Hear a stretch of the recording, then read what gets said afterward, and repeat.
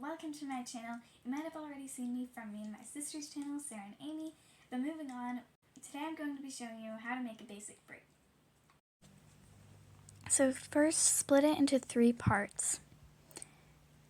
You can brush it if you don't want it to be tangled. Then take the right and put it in the middle and move the middle onto the side. Then the other side and put it in the middle. Then the right in the middle, then the left in the middle.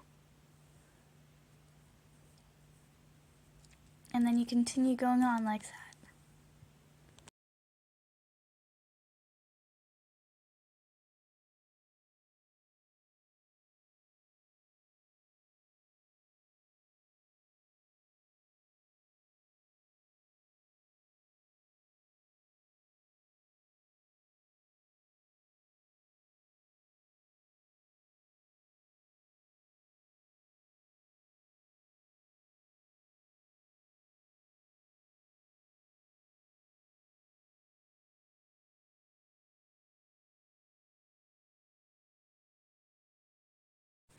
Now nearing the end, you can get your hairband and tie it all together.